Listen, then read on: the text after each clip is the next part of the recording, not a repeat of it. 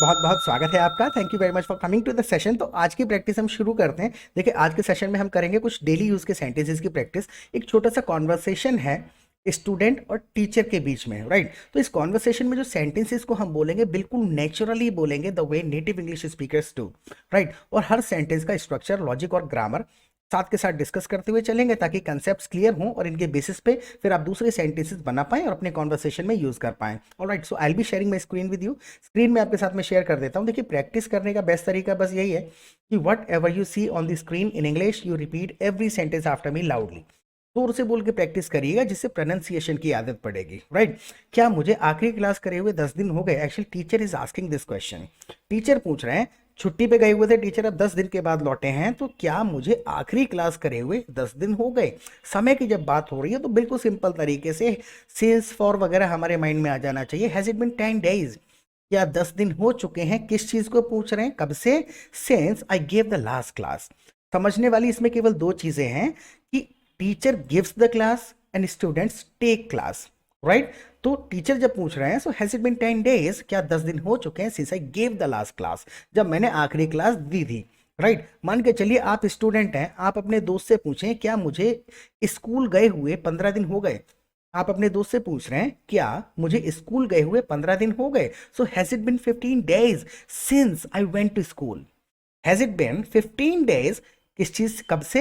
Since I went to school, जब मैं school गया था तब से अब तक 15 दिन हो गए। Has it been 15 days since I went to school. यहां पर टीचर पूछ रहे हैं, has it been 10 days since I give the last class, right. जब से मैंने लास्ट क्लास दी तब से 10 दिन हो गए कि नहीं हो गए, right. Look at the next sentence कि 10 दिन नहीं, ज्यादा हो गए होंगे।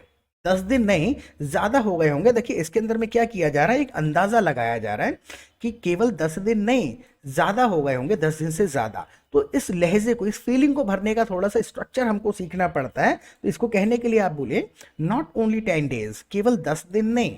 यहां पर फीलिंग क्या है? नॉट ओनली 10 डेज, सिर्फ 10 दिन नहीं हुए हैं, it must have been longer than that, इससे भी ज्यादा समय हो गया होगा। Not only 10 days, it must have been longer than that, उससे भी ज्यादा समय हो गया होगा। इसमें हमको वर्ड फॉर वर्ड ट्रांसलेशन नहीं करना होता है, फीलिंग को समझिए। ड्यूरेशन की बात हो रही है, not only 10 days, it must have been longer than that, यानी कि उससे ज्यादा समय हो गया होगा।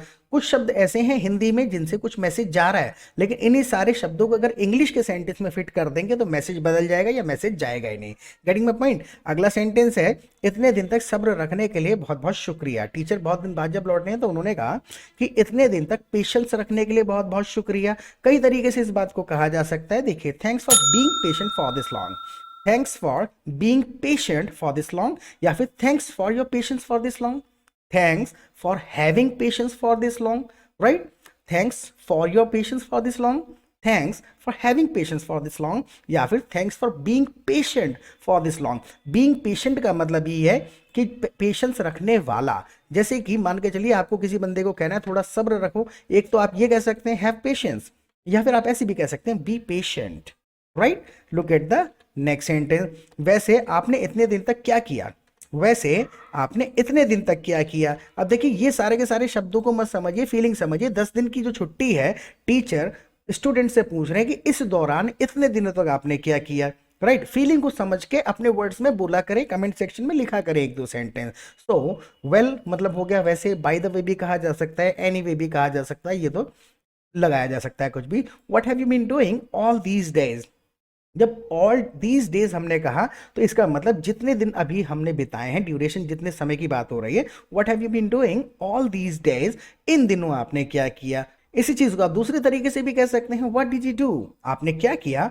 What did you do during these days, यानी इन दिनों के दौरान आपने क्या किया, राइट। तो दोनों तरीके से जब आप कहेंगे तो दोनों के दोनों तरीके ठीक है, लेकिन ये थोड़ा नेचुरल साउंड करेगा, पूरा का पूरा मैसेज क्लियर जाएगा, फीलिंग भरी हुई है इसके अंदर। What have you been doing all these days, यानी जितने समय के लिए छुट्टी पर मैं था, इन दिनों आपने क्या किया। What have you been doing all these days, right. Look at the next sentence, आपके वीडियोस देखे और खुद से प्रैक्टिस करी।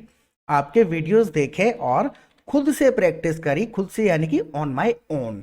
तो बिल्कुल सिंपल, वॉच योर वीडियोस, आपके वीडियोस देखे, watch your videos and practice on my own, खुद से प्रैक्टिस करी। ऑन माई ओन का मतलब है बिना किसी की मदद के, खुद से कर लिया, right. Look at the next sentence, group में से तुम सबसे ज्यादा किसके साथ बात करते हो? ग्रुप में से तुम सबसे ज्यादा किसके साथ बात करते हो। तो एक्चुअल में ना तोड़ना आना चाहिए, थोड़ा थोड़ा सेंटेंस धीरे धीरे आदत में आ जाएगा, तोड़ तोड़ के बोलना है, पूरा सेंटेंस लिटरल ट्रांसलेट नहीं करना है। ठीक। Who do you talk with, किससे बात करते हो, who do you talk with, किसके साथ बात करते हो आप। विद की जगह आप टू का इस्तेमाल करना चाहें तो कर सकते हैं, who do you talk to, किससे बात करते हो, और द मोस्ट साथ में जोड़ दीजिए, ज्यादातर, द मोस्ट का मतलब ये ज्यादातर। So who do you talk with the most in the group, group में से या ग्रुप के अंदर, who do you talk with the most in the group. What the point. तो पोर्शन तोड़ना आना चाहिए सेंटेंस को, कितने शब्दों से क्या मैसेज जा रहा है, ग्रुप में तुम सबसे ज्यादा किसके साथ बात करते हो, who do you talk with the most in the group, right. तोड़ तोड़ करके। Look at the next sentence. मैं बस ग्रुप में मैसेज कर देता हूं, जो भी मुझे कॉल करता है उससे बात करने लगता हूं। तीन छोटी छोटी चीजें बताने की कोशिश कर रहे हैं। सबसे पहले आप काम क्या करते हैं, मैं ग्रुप में मैसेज कर देता हूं, so I just send a message in the group, I just send a message in the group. I just drop a message in the group. Group में मैसेज कर देता हूँ, whoever calls me, जो भी मुझे कॉल करे, whoever calls me, जो भी मुझको कॉल करता है, I start talking to them, मैं उनसे बात करने लग जाता हूँ। I just drop a message in WhatsApp group, whoever calls me, I start talking with them, मैं उनसे बात करने लग जाता हूँ। with और to इंटरचेंजेबली आप यूज कर सकते हैं टॉक के साथ, right. Look at the next sentence. फिर भी कोई तो होगा जो तुम्हें सबसे ज्यादा पसंद है, यहां पर पूछा जा रहा है, द मोस्ट का इस्तेमाल करेंगे इसमें भी। फिर भी कोई तो होगा जो तुम्हें सबसे ज्यादा पसंद है, कोई तो होगा, तो अंदाजा लगाने के लिए स्टिल, स्टिल का मतलब है फिर भी, right. There must be someone, कोई तो होगा, देयर मस्ट बी समवन, यानी अंदाजा लगाया जाता है, still there must be someone, कोई तो होगा, who you like talking to, जिससे आप बात करना पसंद करते हैं, who you like talking to the most, आगे लगा के एम्फेसाइज कर दिया। So still there must be someone who you like talking to the most. Repeat करिए एक बार मेरे साथ में, देयर मस्ट बी समवन, जरूर कोई होगा, who you like talking with the most, right. तो ये तोड़ तोड़ के सेंटेंसेस को बोलिए, रिपीट करिए। इसको सीखने का एक ही तरीका है, जस्ट रिपीट।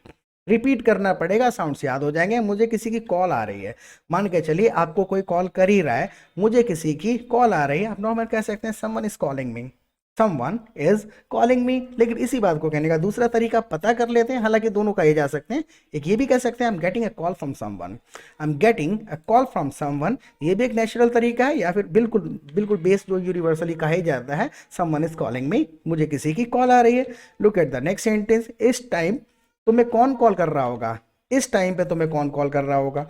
अब यहाँ पर पूछने का एक तरीका है, अंदाजा जैसा लगाया जा रहा है और क्वेश्चन भी किया जा रहा है, इस टाइम पे तुम्हें कौन कॉल कर रहा होगा। So who could be, who must भी कहा जा सकता है, अंदाजा लगा रहे हैं, who could be calling you at this time, who could be him, who could be her, who could be that calling you at this time, him her वगैरह, जो भी आप अपनी तरफ से एक इंडिकेशन देना चाहें, आप इस तरीके से कह सकते हैं, who could be calling you at this time. Look at the next sentence. पता नहीं, कॉल उठा के पूछता हूं कौन है, कॉल उठा के पूछता हूं कौन है। अब देखिए एक्चुअल में क्या होता है ना, जब आप रियल सिचुएशन में बात करेंगे तो आपको इन वर्ड्स के रियल एप्रोप्रिएट यूसेज समझ में आएंगे। कॉल उठा के पूछता हूं कौन है, इस कंडीशन में हमको लेट मी वर्ड यूज करना पड़ेगा, बिकॉज हम उसकी एक इनडायरेक्ट परमिशन ले रहे हैं, उसको पहले इन्फॉर्म कर रहे हैं कि पहले ऐसा काम कर लूं। तो इसके लिए एक्चुअल में इस चीज को बिल्कुल जेन्युइनली अच्छे तरीके से बोलने के लिए, आई डोंट नो, पता नहीं, यहां तक तो हो गया, don't know. Let me pick up the call and ask who it is, let me pick up the call and ask who it is. तो कहने का तात्पर्य क्या है, सिचुएशन के हिसाब से वर्ड्स यूज किए जाते हैं, ना कि हिंदी के सेंटेंस के हिसाब से। So let me pick up the call, पहले कॉल उठा लूं, and ask who it is, आखिर ये है कौन। What the point. Look at the next sentence. ज्यादा देर बात मत करना, ज्यादा देर बात मत करना, इसमें बताने का बस इतना सा तात्पर्य है, don't talk for too long भी कह सकते हैं, डोंट टॉक टू लॉन्ग भी कह सकते हैं, फॉर चाहे तो यहां से आप हटा सकते हैं, डोंट टॉक टू लॉन्ग, ज्यादा देर बात मत करना। Look at the next sentence. अगर तुम्हारी कॉल 5 मिनट में नहीं आई तो मैं तुम्हें अपनी तरफ से कॉल कर दूंगा, अगर तुम्हारी कॉल 5 मिनट के अंदर नहीं आई तो मैं तुम्हें अपनी तरफ से कॉल कर दूंगा। If I don't get your call within 5 minutes, if I don't get your call, अगर तुम्हारी कॉल 5 मिनट में नहीं आई, if I don't get your call within 5 minutes, I'll call you from my side, अपनी तरफ से call कर दूंगा, I'll call you from my end। Side और एंड आप दोनों तरफ से यहाँ पे लगा सकते हैं। आप ऐसे कह सकते हैं, शायद प्रॉब्लम तुम्हारी साइड पर है। हम जब कई बार फोन पे बात कर रहे हैं या मीटिंग वगैरह कर रहे हैं तो कहते हैं शायद समस्या तुम्हारी तरफ से है, तो I think the problem is at your side, I think the problem is at your end. Side और end can be used interchangeably in most of the cases, right? सीखने का बेस्ट तरीका बस यही है, आप हमारी लाइव क्लासेस भी अटेंड कर सकते हैं, वहाँ पर आप दूसरे पार्टिसिपेंट्स के साथ रियल सिचुएशन में प्रैक्टिस कर सकते हैं। 300 करीबन पार्टिसिपेंट्स होते हैं हमारे ग्रुप में, जिनके साथ आप चैटिंग कर सकते हैं, फ़ोन पे बात कर सकते हैं और मीटिंग वगैरह स्टार्ट करके अपनी लाइव प्रैक्टिस कर सकते हैं वीडियो कॉलिंग के थ्रू। और लाइव क्लासेस होती हैं 2 घंटे की, वहाँ पर भी सिंपली हम 2 घंटे के लिए आते हैं। जो भी ग्रुप में क्वेश्चंस होते हैं, सेंटेंसेस वगैरह समझ नहीं आते हैं या कहीं और से सेंटेंसेस वगैरह सुने होते हैं, तो वहाँ पर उनको डिस्कस करते हैं, उनका ग्रामर लॉजिक साथ के साथ समझेंगे। 15-20 दिन में कंसेप्ट क्लियर हो जाएंगे and you will start speaking English fast, fluently and confidently the way you want to speak, right? तो लाइव क्लासेस में आइए, I already given my WhatsApp number, WhatsApp कर दीजिएगा फर्दर क्वेरीज के लिए। प्रैक्टिस करते रहें, फिर मिलेंगे एक नए सेशन के साथ। Till then bye.